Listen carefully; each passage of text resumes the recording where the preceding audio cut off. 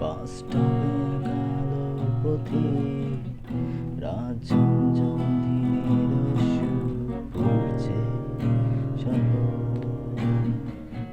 যেই গল্পের নাম ঠিকানা আমার কাছে আজ অজানা, সেই গল্পের ঠাঁই দাঁড়িয়ে গাইছি এ গান।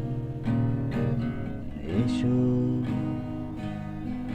আমার শহরে না বলা গল্পে অহেতু ফিরে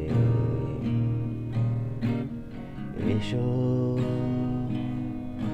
আমার শহরে না বলা গল্পে